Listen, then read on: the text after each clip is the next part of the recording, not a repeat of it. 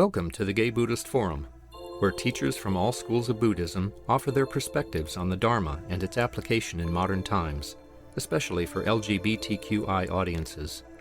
These talks are offered freely to the world and made possible by appreciative listeners. If you would like to support our efforts to share the Dharma with underserved audiences, please visit gaybuddhist.org. There you can donate, find a list of upcoming speakers, or enjoy many hundreds of these recorded talks dating back to 1996.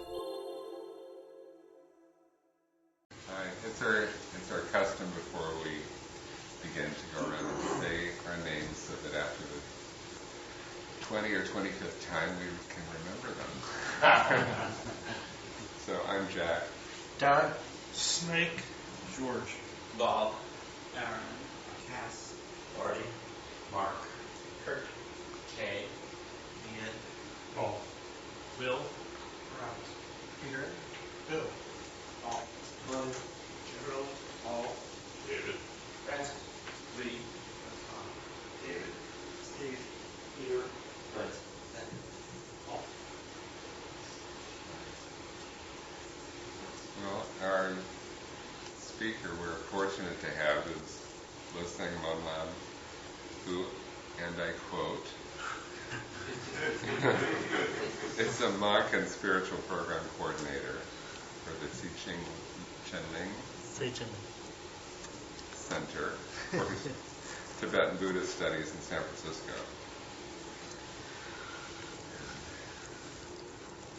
Take it away.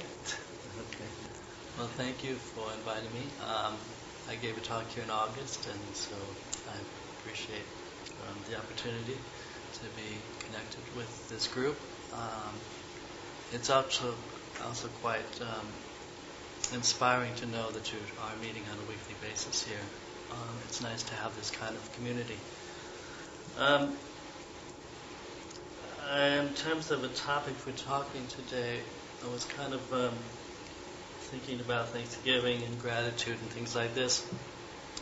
And so I thought I would talk about actually some techniques we have to develop the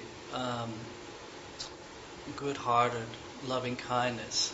And in particular, this particular practice is called exchanging self for others.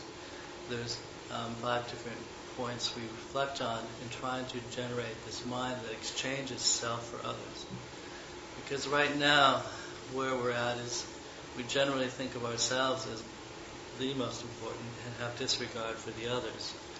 And so what we're really trying to do is to exchange our attitude where we hold others to be actually more important than ourselves and, I guess, disregard our own interests.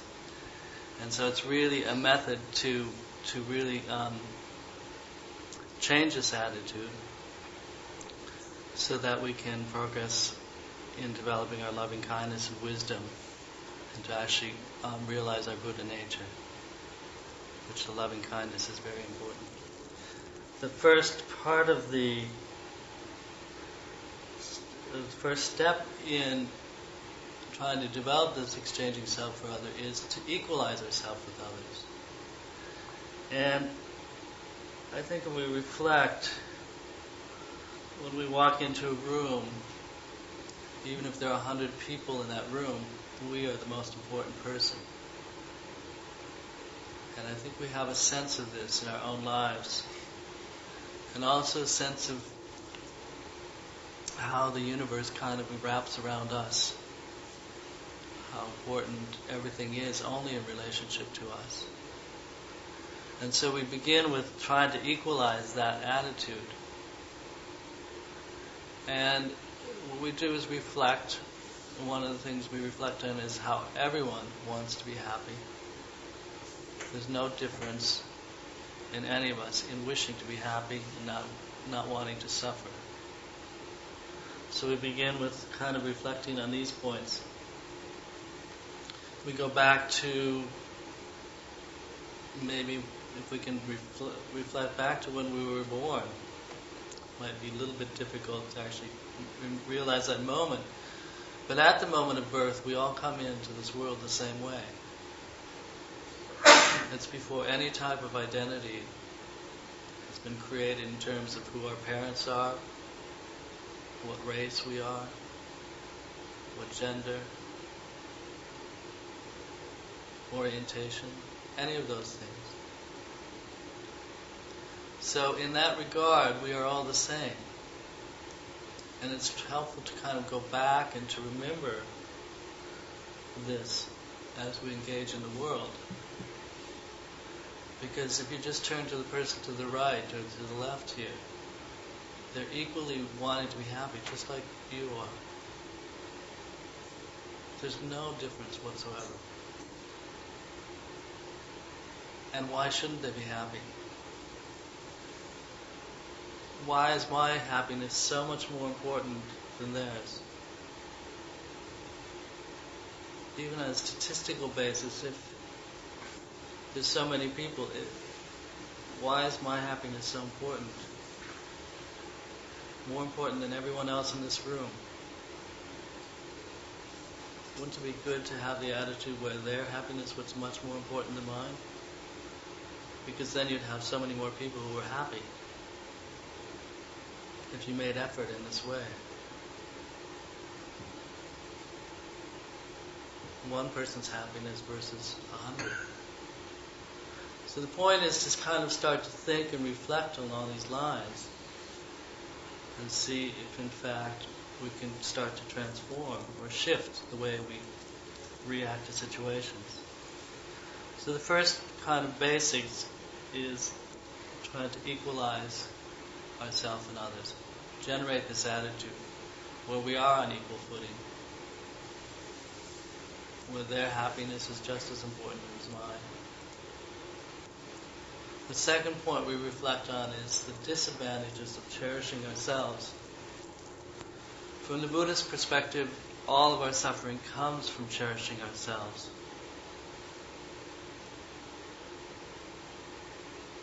There's this innate kind of tendency to grasp at self,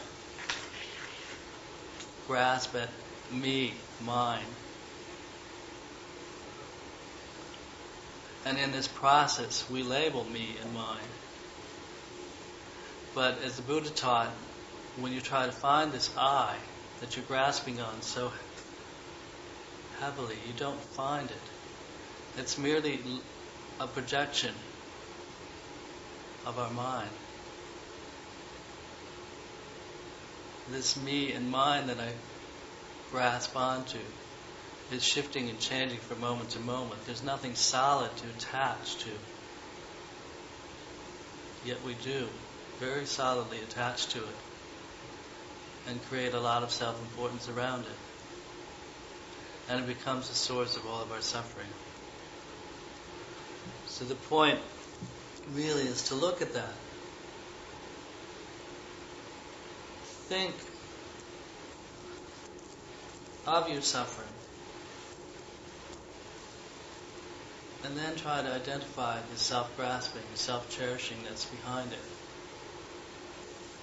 When you get angry at someone, you have expectations. You get hurt. There's self-cherishing there.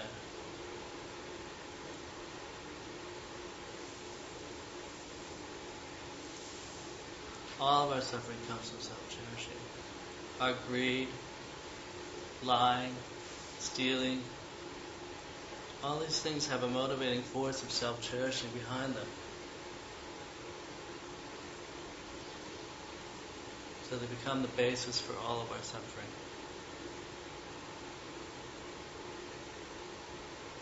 I think if you really reflect on a situation where there is some sense of suffering, you'll see kind of this self rising behind it. And the point is just to kind of recognize that, meditate on it, and maybe shift it. Because the third point is that the attitude of cherishing others is a source of happiness.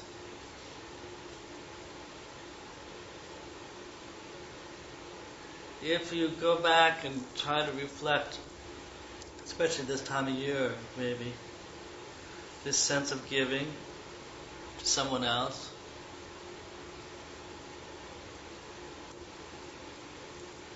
reflect on the experience you have,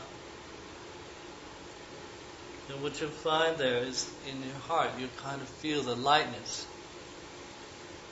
the joy, and you'll actually feel quite light around that feeling of giving, doing something for someone else.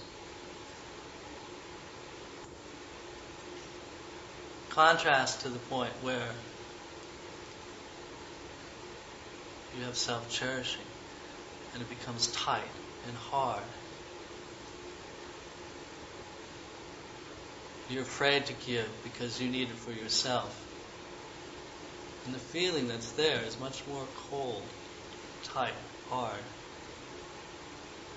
But the feeling that you have when you're giving selflessly is quite light, joyful, playful, loving. So the Buddha taught that all of our happiness actually comes from cherishing others. By cherishing others, we don't harm them, which leads to our own happiness by not harming. We wouldn't have a reason to steal, to lie. So through cherishing others, we have happiness. Along these lines, we reflect on already how all of our happiness we have today is dependent upon the kindness of others. Just even your ability to come here and sit is dependent upon the kindness of others. Those who organize, those who take care of the space, make the invitations to the speakers, communicate. So all the benefits you receive just from this experience this morning is through the kindness of others. Your jobs, your entertainment, your social life is all dependent upon the kindness of others. You can take one simple activity of just one meal and break that down to the kindness of others.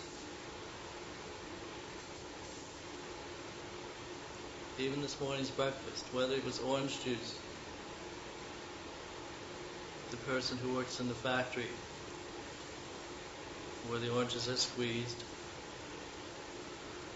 the person who works in the orchard where the oranges are grown, the many sentient beings who are responsible for the nutrients in the soil.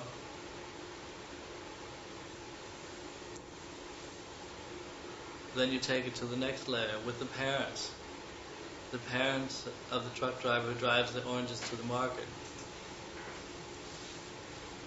the grandparents. And what you end up is going ad infinity, because everything is interdependent.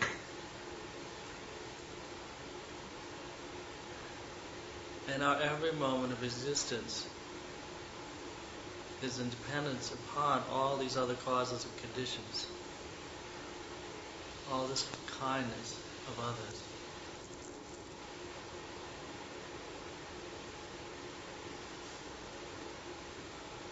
It's not the way we're usually thinking. Usually we have a self-importance.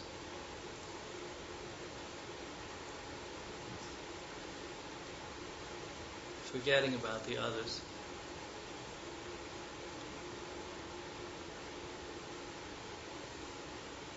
But their happiness is just as important as mine. Their kindness, over and over again. It doesn't mean we aren't kind ourselves. because we are. We help. But the hope here is to really shift the attitude overall, so that almost every moment is spent cherishing others. Every moment then in this joyful, light feeling, happy, not suffering. So once we reflect on the disadvantages of cherishing others and the advantages of disadvantages of cherishing ourselves and the advantages of cherishing others, then we move to steps 4 and 5, which is first taking on the suffering. In this practice, we begin to recognize the suffering of all the other beings. There's different examples you could take based on your own experience. It doesn't take much imagination to think of the suffering of others. Whether it's in war, an animal being led off to slaughter, your friends who are sick,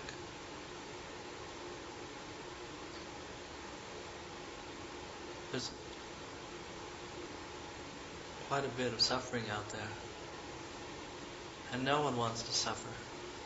We ourselves don't want to suffer.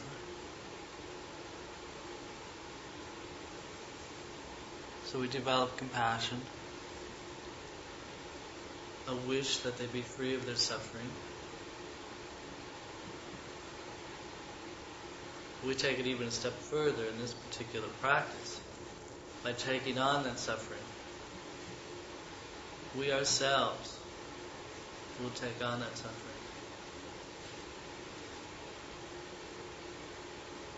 Even if it's just imagining, mental image, but we begin with that imagination, taking on the suffering of others. And the 5th step is giving them our happiness. And this is also in the imagination, in the mind, giving all of our possessions, all of our joy, happiness, everything we enjoy that's so precious to us, we give them, imagining them being completely blissed out with this happiness.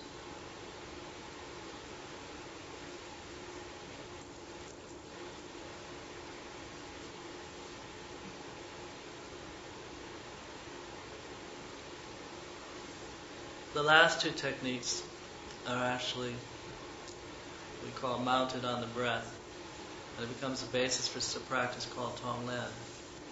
It's a meditation we can do to actually effect some level of shifting in our own minds towards cherishing others. We reflect on the suffering of other beings. And then as we breathe in, we imagine we're taking on all the suffering in the form of black smoke. We breathe in the black smoke. It goes up through our nose and down to our heart center, chakra. At this heart chakra is all of our self-cherishing, all of our me, mine, I. And that is in the form of like a lump of black coal, very hard, dense, cold material. As the smoke of the suffering of others enters, it completely obliterates all of that self-cherishing. And in its place, this spacious light, clear light. And as you breathe out, you breathe out this clear light of infinite loving kindness and happiness that you give to all these beings. And you imagine all these sentient beings who are suffering, are now completely blissed out.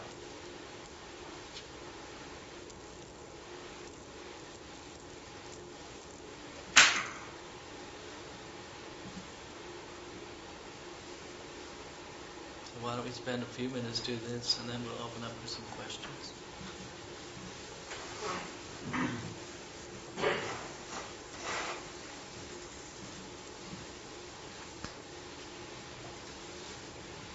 First, try to reflect on a being in particular that's suffering, perhaps many.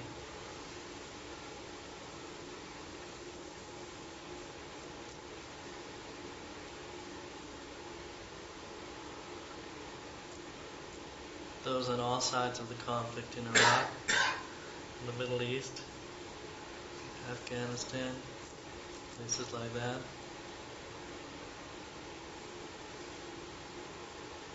Those in hospitals, hospices.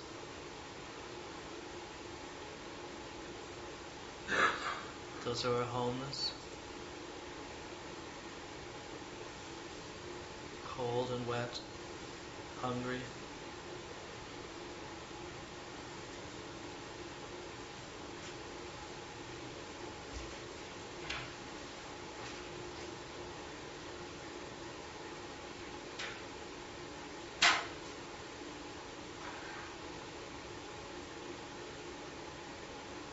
As you breathe in all of their suffering in the form of black smoke. It enters through your nostrils and goes to your heart where you're self-cherishing in the form of a black lump of coal. Your sides.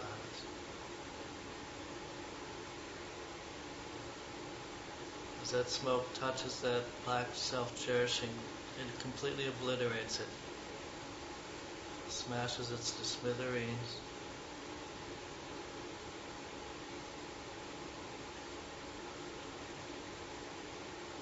In its place, this loving kindness can form clear light, brilliant, radiant light. And as you breathe out this clear light, giving all beings your happiness.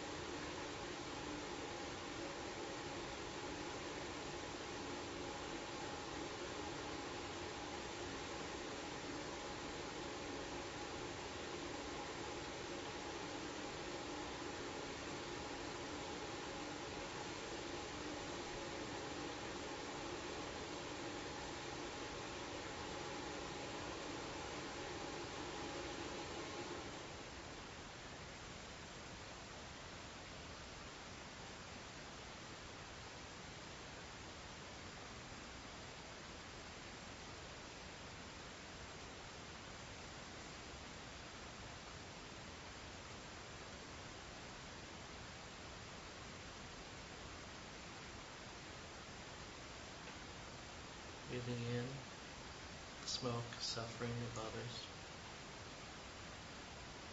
Breathing out clear light, loving kindness, happiness for all beings.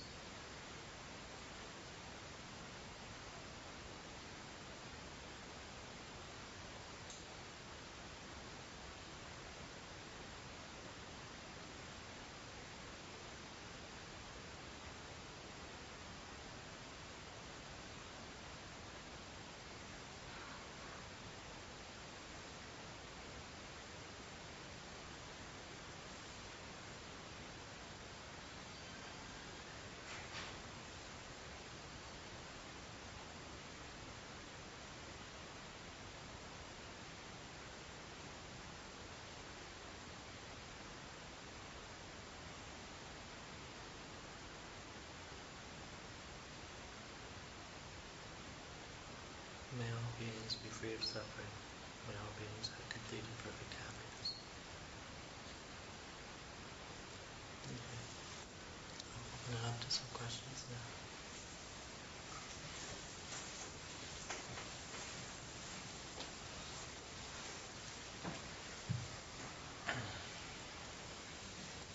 Yes? I have a question about a particular practice that I sort of brought myself into. It's somewhat in relationship to this, which is I notice, and it actually happened recently, stay around Thanksgiving and stuff like that, that I have a particular place to put Thanksgiving and people put friends who I love and love me. And at the same time, I noticed there were other groups of people getting together whom I was very intimately connected, and I hadn't been invited to some of those celebrations. And I noticed that some very contradictory emotions and states arose in me. One of them was a feeling of a little sadness, disappointment that in my mind somehow I had been left out. And there was also this other emotion that was being aroused, which was the pleasure and joy I was getting seeing this particular group of people getting together and giving each other pleasure and support.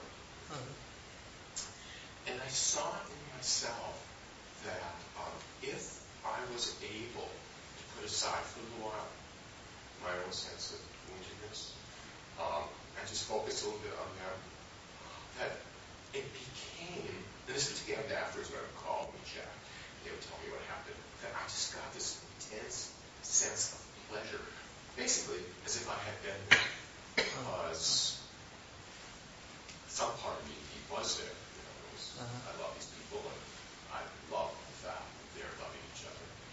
But there was this other little piece that I had to pay attention to, which was what was happening to some part of me.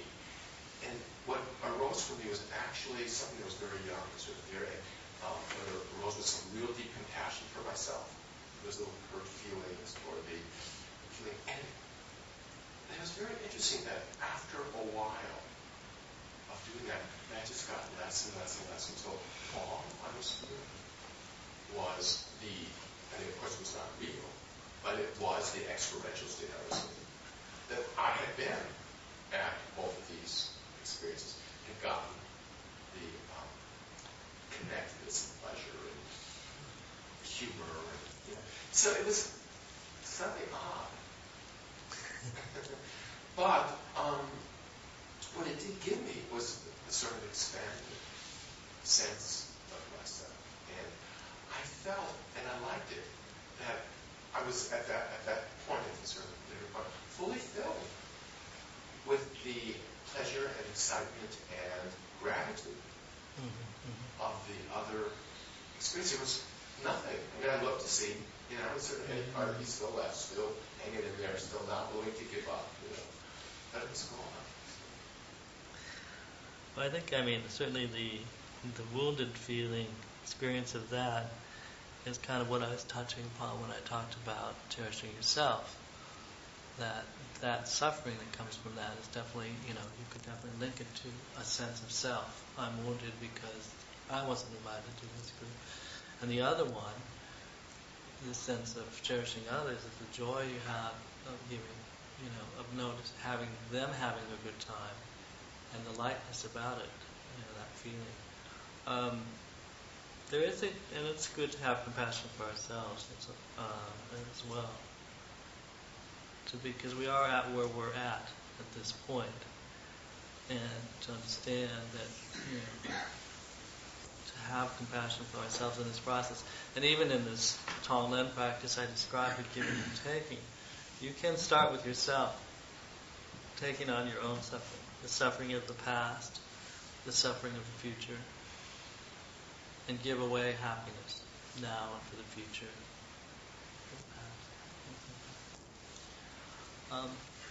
But that's a really good example of the distinction between cherishing yourself and cherishing others. To remember where we're at also. What kind of, you know, the one example they give actually, the difference between the cherishing self and cherishing others is Well, the Buddha's example was cherishing others, and that's what he achieved. And if cherishing ourselves was such a great thing, then why aren't we where he is? Just one way of seeing it, maybe. Anything else? Are people familiar with this practice? Have they done it before? Been exposed to it before?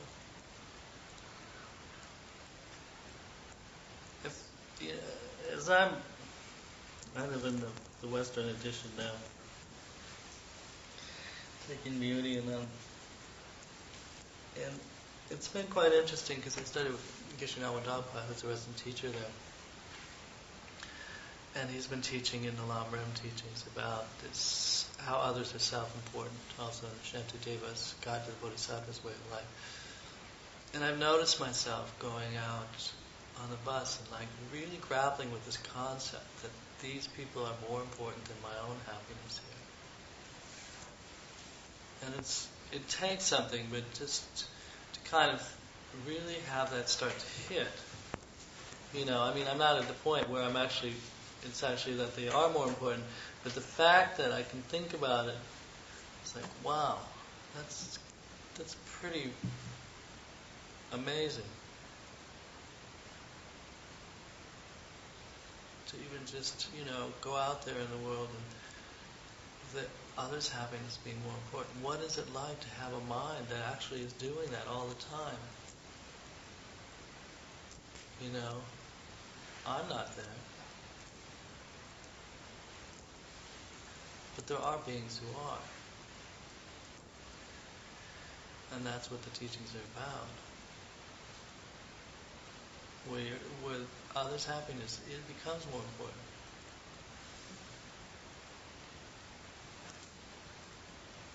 To get beyond this concept of self-grasping.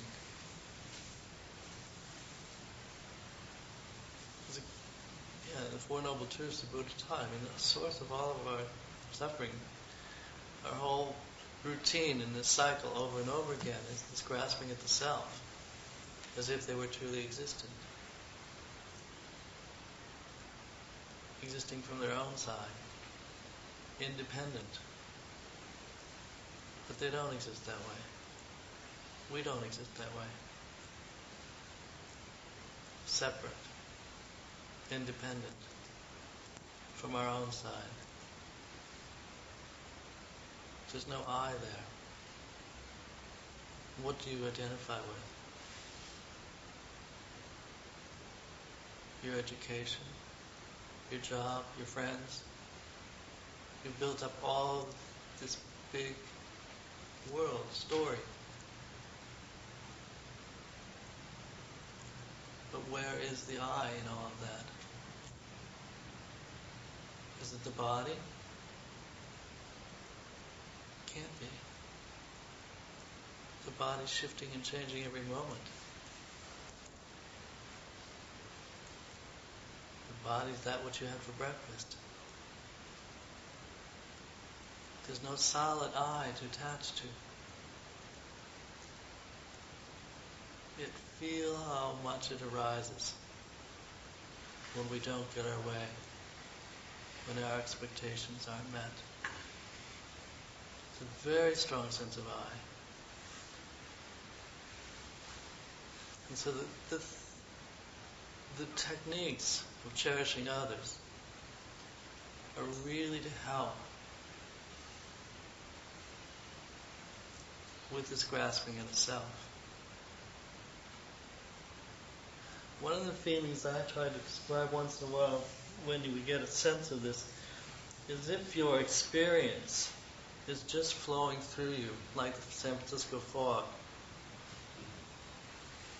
You are part of the experience, but there's no solidity. The moment there's solidity, there's an I. So it's all just experience. And the moment you get upset about this or that, there's a real sense of solid I. But yet that's not the way it exists. There is no real I that you can find.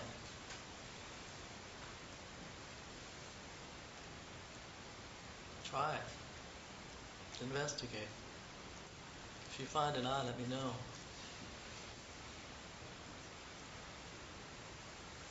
So cherishing others and not cherishing ourselves is really, these are techniques that can help us with this I that we're grappling with. Because the point here is really not to just give us momentary happiness, although there might be some benefit in none of that. But it's also really to cut this root, this cycle, going over and over again. I mean, at least in this life, maybe to create some happiness, some peace, because the energy you give out can have some effect in the world as a whole, in your experience of it. But the deeper role is to recognize the cycle of grasping at the self and to eradicate that grasping. Any more questions? Debate? In our tradition, especially in the lineage, we do a lot of debate, although not so much in the West, but really, yes. Your approach is very traditional, I think, in Buddhism, and there are lots of different traditions that talk about focusing on the self, deconstructing the self, looking at the problems that arise around the self. But in a society like ours, which is so focused the other way, where it's so necessary to be an individual and push your way to the front and not get left behind, and not get overlooked, and not get shunted off, it seems to me that the other need is for a way to communalize that sense of no self. So I may not be what I think I am, but I need to be included in some larger reference group.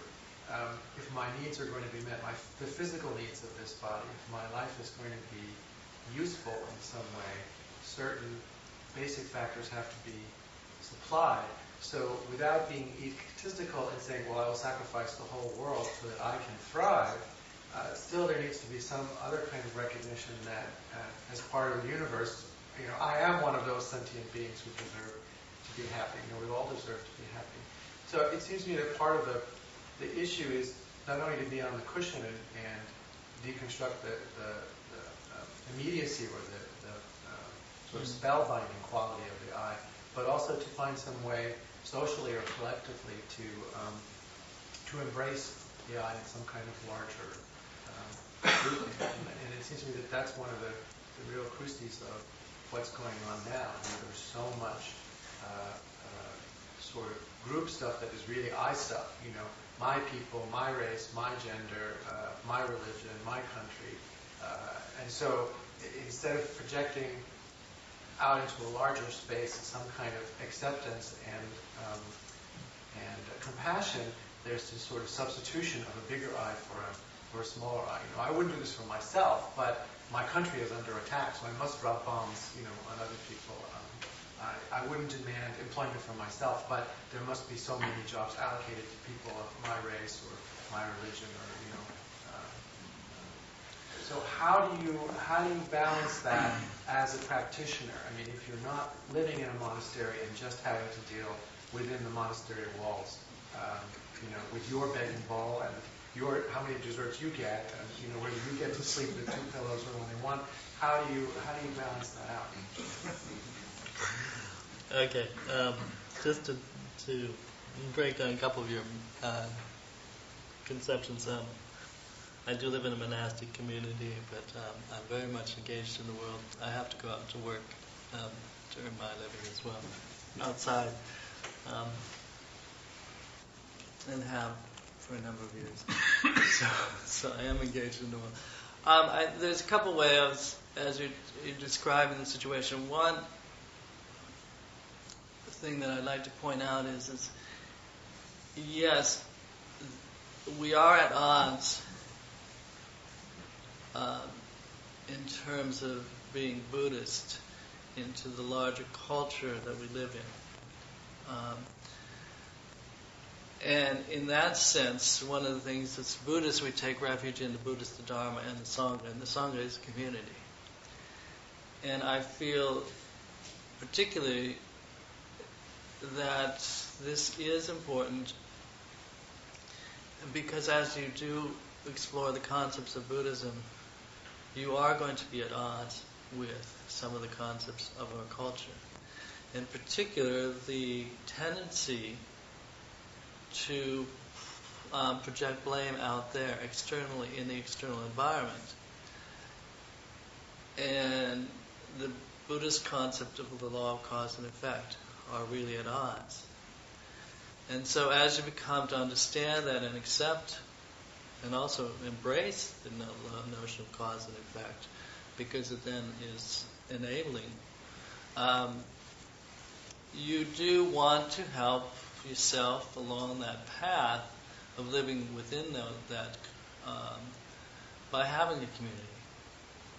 So you're not just constantly bombarded with you're the one to blame for my problems, things like that. So you do start to shift your attitude a bit, and so there community becomes important. In terms of this sense of I, it doesn't mean that we don't engage in the world. Most Buddhists I know are engaged in the world. The question really comes as to kind of building a practice where in the back of your mind, as you're going through, or there's engaged in that world, you are also aware that it is a projection. Okay? And you're trying to find the balance, from not getting overwhelmed by the suffering of the world, because it is like a dream. Okay? So you're not getting overwhelmed by it. But you're also not engaged in it so much that you're just perpetuating the solidity of it. And I think, we come to terms with this ourselves. I mean, the techniques are really there. They're just like, are you suffering or are you not suffering? And if you're suffering, then you look at, the causes of that suffering. The mind that's behind it. And so you try to find techniques to kind of keep that balance. You are where you are. We're at where we're at. I think, when I use the example of a violin, the strings of a violin, not too tight, not too loose. We have to be engaged in the world. But you can take these techniques in the world. I guess when it comes to my country and things like this, from where I'm coming from, I don't. I do see it as not so solid like that. I personally see it, I identify with humans on this planet, all wishing to be happy, more so than I can identify with beings, including animals and things like that. And it's just because being human is much more real for us, because it's our own example, so we can relate to each other more than we can relate to some other beings. But whether it's American or Middle East or wherever, Indian, it doesn't, I don't know, this sense of, community, I guess, maybe in Buddhist I reflect every, but you got to have a sense of being able to step back. At the same time, you are part of that community, but also to remember that it's not so solid as it appears to be. And that includes the Buddhist community. you know. But we are where we're at, so we need kind of support as we're going through the process. So you identify with different communities, if they can be beneficial, and if you can be beneficial for others in that community, by all means. You know, if you can benefit others, if it will help you cherishing others, you can identify with the community. But not, I think, you know, I get nervous sometimes is about just taking certain part of the teachings and making them work for us. You know, because we want to apply them just in this particular context. Because the Buddhist teachings aren't necessarily always comfortable. And they shouldn't be. The point really is not just, is you know, it really is about this whole cycle. And you can look at the world and what's going on. And I know this, I had this question last week down Santa Cruz where this woman was overwhelmed. She sees what's happening in America with people's rights and individual liberties and things like that. And she's seeing what's happening in the Middle East. And she was, it's like seeing it and being saddened by it, but also powerless to really stop it. And she was feeling quite overwhelmed. In a Buddhist perspective, really, and I think this is kind of really hard for us as Westerners to kind of grapple with at moments, is this concept of many, many lifetimes. And that what is sometimes happening in the world, if it's overwhelming, is to pull yourself back and remember that over the course of many lifetimes, this is just a blip. It may be very, very sad, because you recognize what's happening in the world is our own creation. And it's really, really sad to see that. It's so very unfortunate, because it does not have to be that way. It really, really does not have to be that way. But it is that way. This is what is manifesting. So not to get overwhelmed, to develop your own good heart, because your own good heart's the only thing that's going to have any effect. If you can deal with your own crap, develop your own kindness, that's going to change the world. Because the world is nothing more than your experience.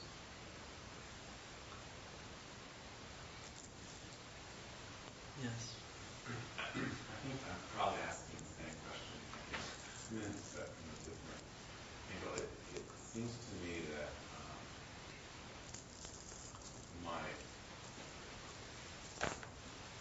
from what I'm hearing about this notion of my own experience has been, for me, it's just fear. And it's this gripping kind of fear that even as I was attempting to do your suggestions, technique, what I kept noticing was there's a lot of fear about even making the attempt to step back. That there's this notion or this sensation that my survival is at stake, that if I give up the that's it, it's over. And so I guess, and a lot of my life has felt very harrowing that way. And so I wonder how do I take that leap of faith, so to speak, really to even, I'm aware of what the technique is, but there's that moment of decision, and is there something that I can do to break loose from the fear? Well, in some level, the fear is actually good, because it means something's resonating there. Especially with the concept of emptiness. It is quite strong. And there can be fear about because it means that we're recognizing how we are grasping to the self.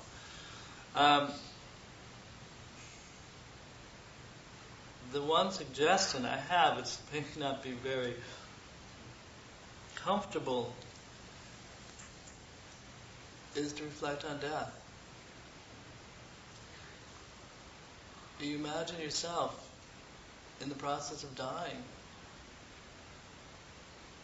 and all of that identity has to fall away. You know who you are, your job, your career, your possessions, your friends, your family, all of that we grasp onto, even this body, that we eventually have to let go. And death is the one main kind of thing that can help us. And we're inevitably going to go through that process. It's not that it's completely over, because in this, certainly in tradition, we enter into the intermediate state and you're reborn.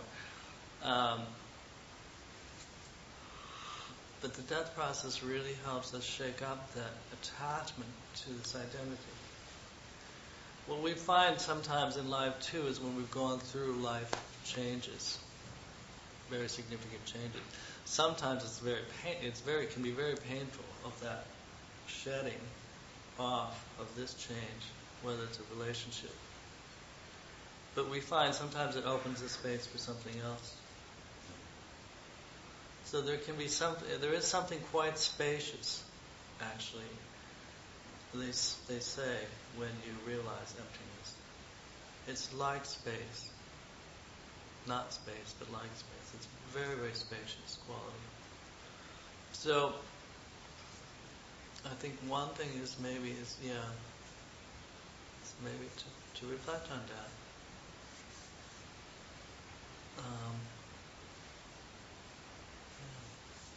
That's what's coming to mind. Thank you. We're going to need to draw to a close, but we could continue to talk afterwards. I wanted to ask if there's anyone new here today. The first time. Aaron. And Gerald. Hi. Well, everybody should say hello to that after.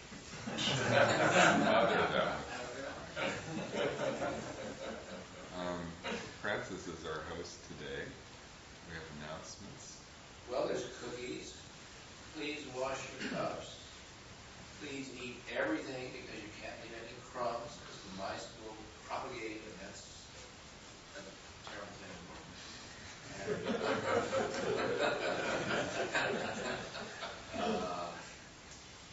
Please put some money in the Donna Bowl because we need money as much as you move forward.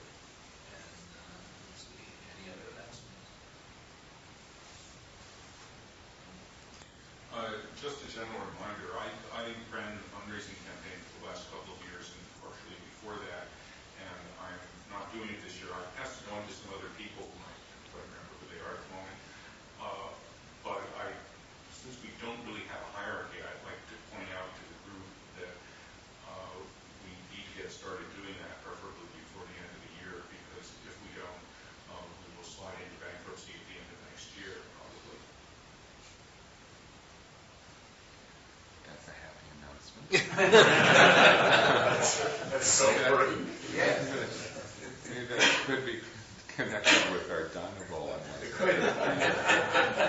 Not disconnected. Sometimes people get together for lunch afterwards, and that usually sort of takes place informally.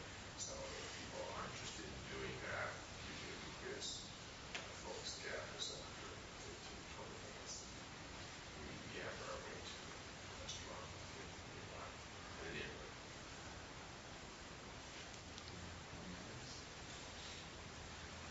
Well, if we could gather in a circle and hold hands.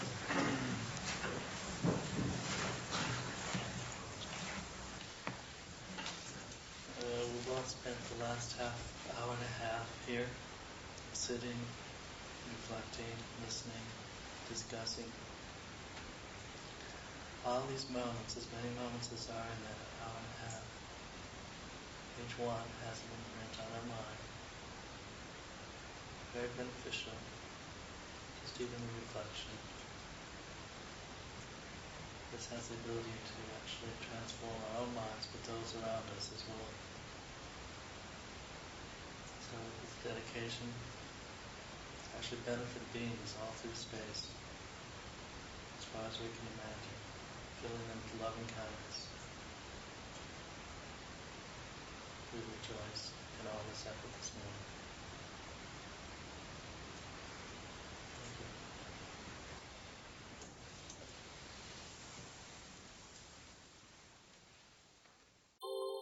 Thank you for listening to the Gay Buddhist Forum.